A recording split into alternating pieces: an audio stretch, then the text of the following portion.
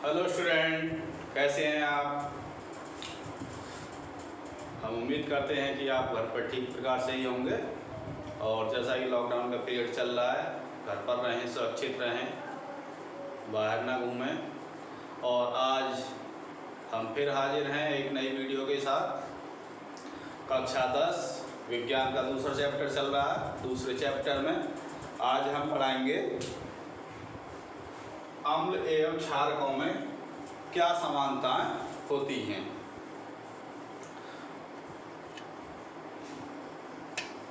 तो अम्ल एवं क्षारकों में क्या समानताएं होती हैं, वो समानताएं देखेंगे।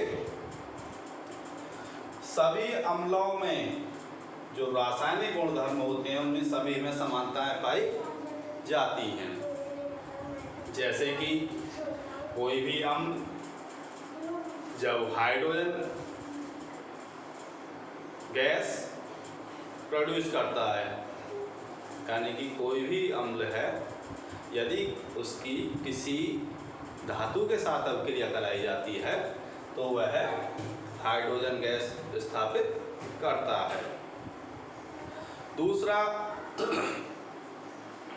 जैसे कि हम अभी मैंने बताया कि धातुओं से अभिक्रिया करके हाइड्रोजन गैस उत्पन्न करते हैं, ये एक समानता पाई जाती है इसमें कि सभी अम्ल धातुओं से अभिक्रिया करके हाइड्रोजन गैस उत्पन्न करते हैं। मैंने पिछली वीडियो में आपको बताया था, समीकरण भी लिखवाई थी और समझाया भी था कि धातुओं से कैसे अभिक्रिया करके हाइड्रोजन निकलती है।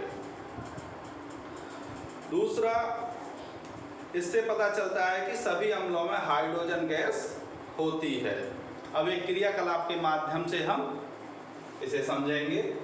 ये क्रियाकलाप है 2.8 बुक में दिया हुआ है। यहाँ देखेंगे कि हम सबसे पहले एक कार्क का एक टुकड़ा लेते हैं, एक कार्क लेते हैं जिस पर दो एक कील, लोहे की कील लगा देते हैं और इस कील लगाकर इस कार्क के टुकड़े को हम एक बीकर में रख लेते हैं और उन दोनों कीलों से का संबंध एक स्विच और एक बल्ब से होते हुए एक बैटरी के टर्मिनलों से कर देते हैं।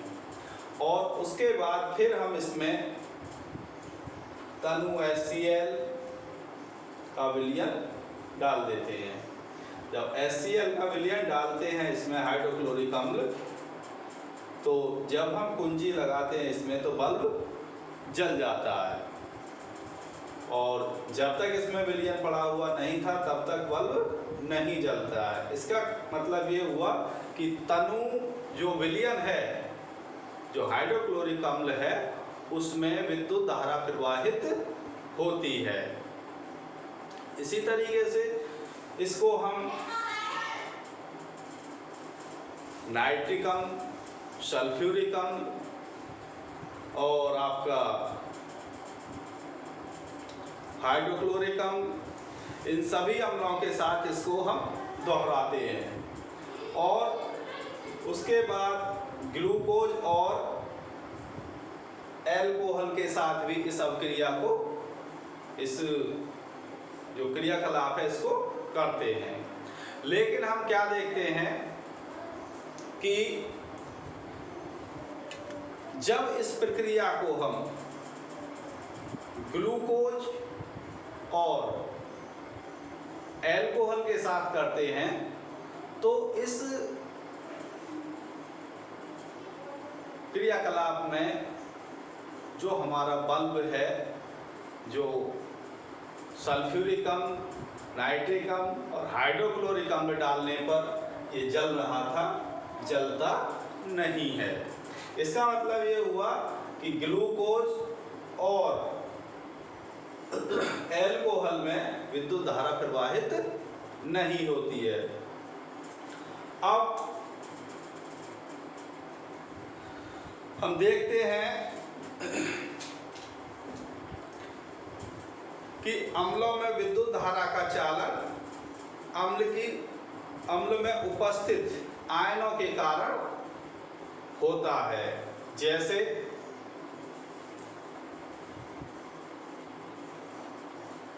HCl में H धनायन और Cl ऋणायन बनते हैं। H धनायन और Cl ऋणायन बनते हैं। दूसरा H2SO4, इसमें भी H धनायन और SO4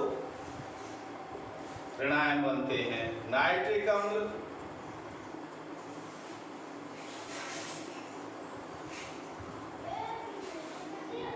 इसमें भी H धनायन और NO3 ऋणायन बनते हैं। तो इसमें एक चीज क्या कॉमन है कि हाइड्रोजन आयन सभी में कॉमन है। इसका मतलब ये हुआ कि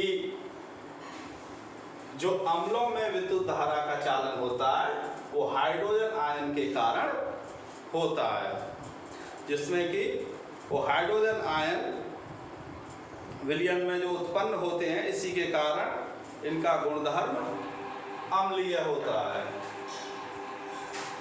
जो हाइड्रोजन आयन है इसी के कारण अम्ल का गुणधर्म अम्लीय होता है। दूसरा, आइए अब चलते हैं कि जलीय विलयन में अम्ल या क्षारक।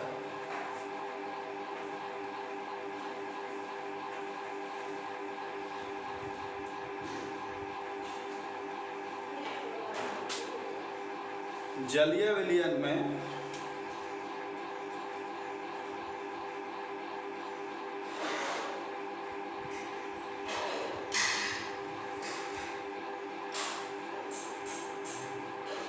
अम्ल या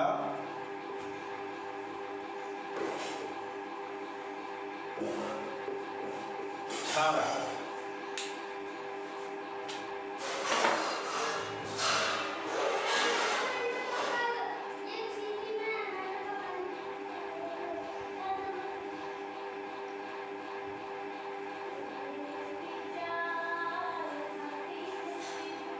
तो इसमें एक क्रियाकलाप है, ये है कि एक स्वच्छ एवं शुष्क परख नली में लगभग 1 ग्राम ठोस NaCl तथा चित्र 2.4 के अनुसार व्यवस्थित कीजिए। ये चित्र है, इसमें इस तरीके से इस चित्र के अनुसार इसे व्यवस्थित करना है।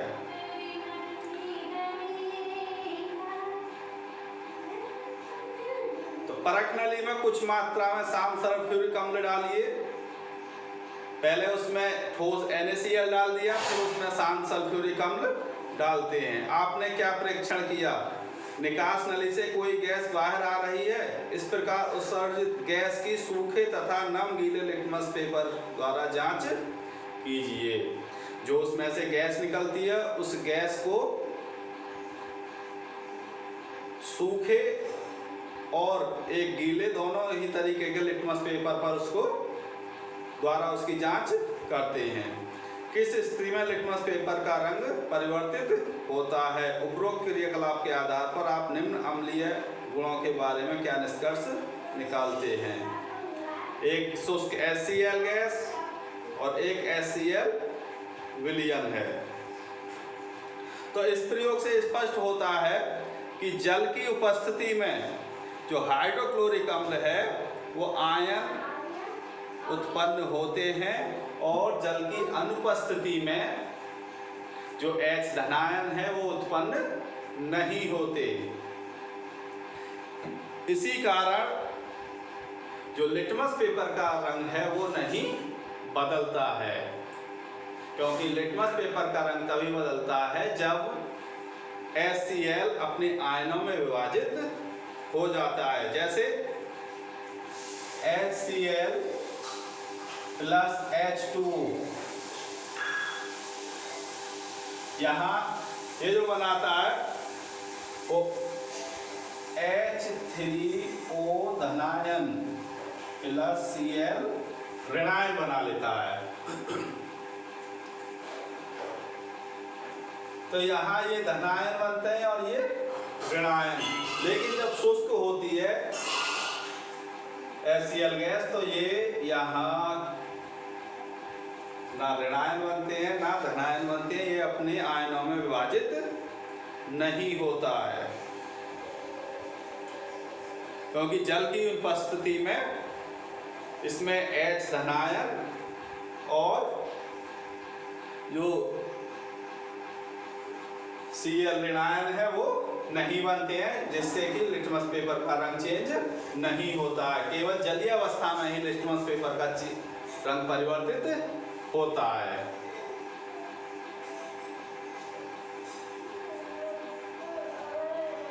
दूसरा, यदि हम कोई क्षार लें NaOH, इसकी यदि हम जल के साथ अभिक्रिया कराते हैं H2O, तो ये Na धनायन प्लस OH ऋणायन देता है। इसी तरीके से यदि KOH लें तो ये भी जल की उपस्थिति में K धनायन प्लस OH ऋणायन। यदि MgOH का होल ट्वाइस, यदि इस क्षार को ले मैग्नीशियम हाइड्रोक्साइड, तो ये भी H2O की उपस्थिति में Mg धनायन प्लस OH ऋणायन बनाता है। अर्थात क्षारक जल में उपस्थित जो OH आयन है उसके कारण इसकी जो पहचान है वो क्षार कहलाती है। यानी कि जल में घुलनशील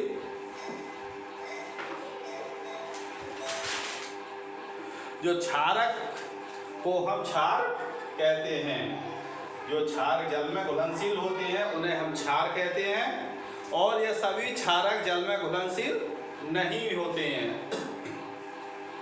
कुछ क्षार जल में घुलनशील होते हैं, कुछ क्षार जल में घुलनशील नहीं होते हैं।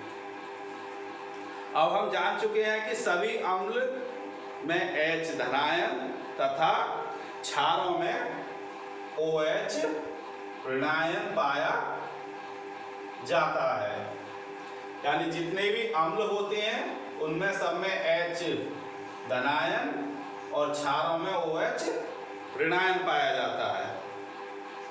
अब यदि हम इसके लिए इसका जनरल फॉर्मूला लिखें,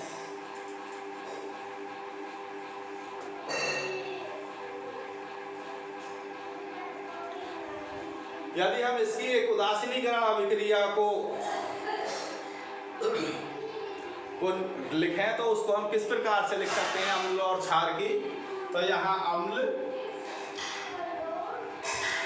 प्लस क्षार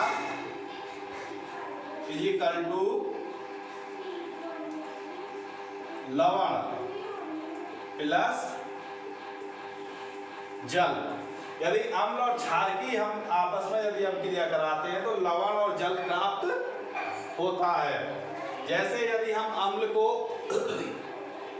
यदि हम HX मान लें प्लस MOH क्षार को, तो यहाँ ये इस तरीके से इसमें दोनों जुड़ जाते हैं और यहाँ ये बना लेते हैं MX प्लस HOH।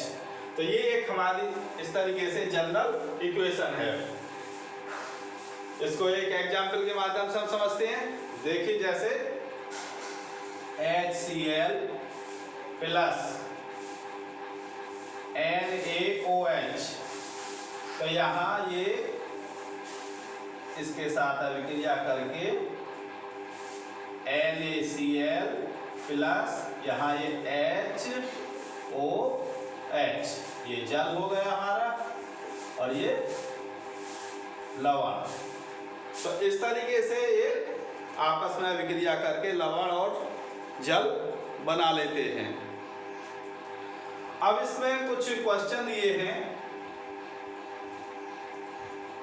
आइए क्वेश्चन की तरफ चलते हैं। तो पहला क्वेश्चन है इसमें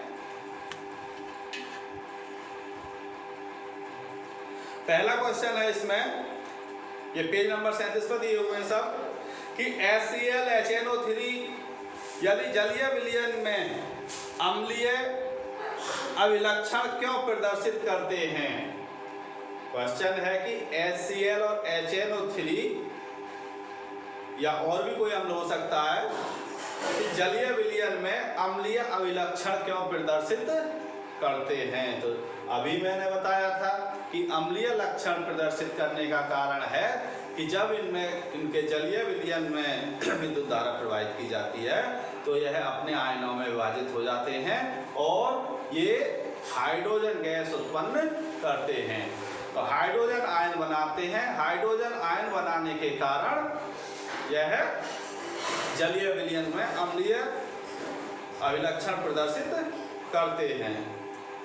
आगे है इसी में कि जबकि अल्कोहल एवं ग्लूकोज जैसे यौगिकों के साथ में अम्लीयता के कारण अभिलक्षण नहीं प्रदर्शित करते हैं। तो अभी सबसे पहले जो टॉपिक था उसमें मैंने बताया था कि ग्लूकोज और अल्कोहल के साथ ये H धनायन नहीं बनाते हैं, इसीलिए ये अपने आयनों में विभाजित नहीं होते हैं, इसलिए ये अम्लीय अभिलक्षण प्रदर्शित नहीं करते हैं अल्कोहल और ग्लूकोज के साथ। नेक्स्ट क्वेश्चन है दूसरा कि अम्ल का जलीय विलयन क्यों विद्युत का चालन करता है। तो ठीक बिल्कुल अभी मैं बता चुका हूं इसे भी कि अम्ल का जलीय विलयन H धनायन उत्पन्न होने के कारण विद्युत का चालन करता है और यदि उसमें H धनायन नहीं होंगे तो विद्युत का चालन नहीं करता है, क्योंकि कोई भी अम्ल है उन सभी अम्लों में H धनायन उत्पन्न होते हैं जिसकी वजह से ये अम्लीय गुण प्रदर्शित करता है और विद्युत का चालन भी करता है। नेक्स्ट क्वेश्चन है कि शुष्क HCl गैस शुष्क लिटमस पत्र के रंग को क्यों नहीं बदलती है। तो ये भी अभी मैंने बताया था कि शुष्क गैस शुष्क लिटमस पत्र के रंग को इसलिए नहीं बदलती है क्योंकि शुष्क गैस में जल नहीं होता है, क्योंकि जल की उपस्थिति के कारण ही H धनायन बनते हैं और यदि जल नहीं होगा तो H धनायन नहीं बनेंगे और जब H धनायन नहीं बनेंगे तो लिटमस पेपर के कलर में कोई परिवर्तन नहीं होगा। अगला है चौथा क्वेश्चन कि अम्ल को तनुकृत करते समय यह क्यों अनुशासित करते हैं कि अम्ल को जल में मिलाना चाहिए, ना कि जल को अम्ल में मिलाना चाहिए। देखो बहुत अच्छा क्वेश्चन है ये कि कोई भी अम्ल या क्षार है उसको हम तनुकृत करते समय उसमें यानी कि अम्ल को